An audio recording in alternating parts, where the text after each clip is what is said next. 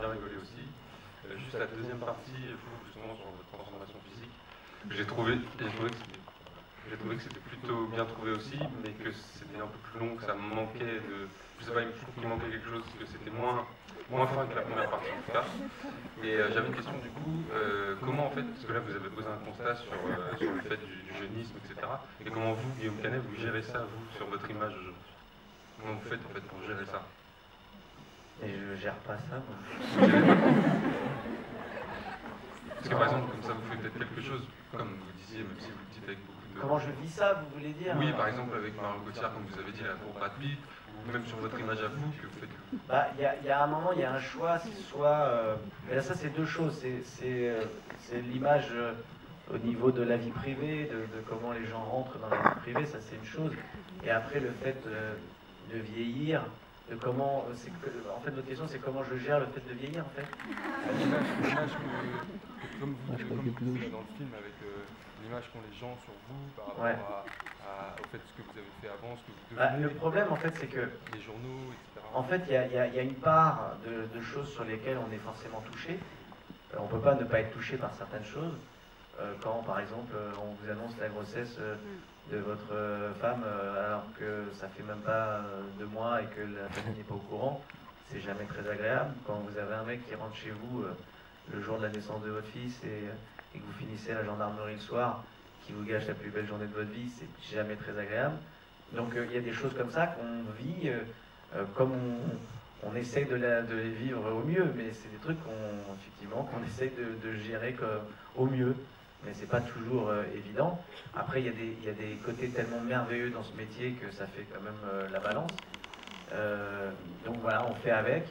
La scène de la fin, quand il part de dos après la provocation des paparazzis, c'était aussi une manière quelque part de dire que peut-être qu'avec le temps et l'âge et la sagesse, j'ai décidé un peu plus de m'en foutre et d'arrêter de leur courir après pour leur péter la gueule.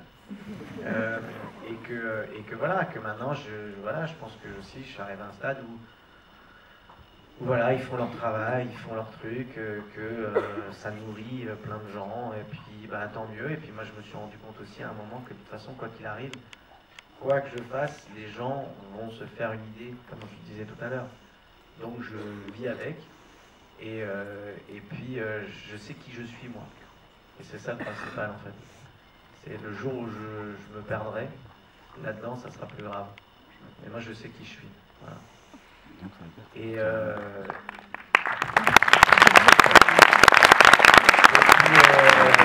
pour l'apparence et pour la façon de vieillir et comment je me vois vieillir, j'ai pas de problème avec le fait de grisonner ou d'avoir du bide, comme vous avez pu le voir dans le film. Il y a des films où je bosse un peu plus, où il faut que j'ai une apparence différente, puis il y a des films où on s'en fout. Mais voilà, ça fait partie aussi des personnages et des rôles que l'on fait. Mais là où ça m'emmerde par contre de vieillir, c'est quand je commence à avoir mal un peu partout et que j'ai fait beaucoup de chutes à cheval et en motocross et je me suis fait beaucoup de fractures. Et que quand j'ai mon ostéo qui me dit que je commence à avoir de l'arthrose, là je me dis putain c'est pas bon quand même. Et que là ça commence à être chiant quand je fais des trucs avec des gens qui sont plus jeunes que moi et qui sont du coup plus compétitifs que moi. Je parle en sport. Voilà. Ah, merci beaucoup en tout cas. Merci à vous.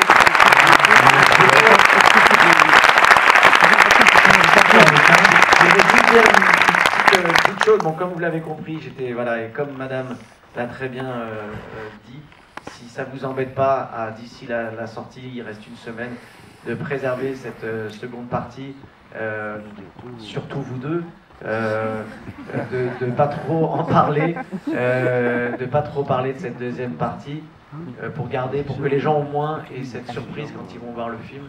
Comme disait Madame, je pense que ça peut être agréable pour eux donc de pas balancer ça. Et puis surtout pour les gens qui n'ont pas aimé le film, surtout n'en parlez pas du tout. Voilà. Merci beaucoup. Bonsoir.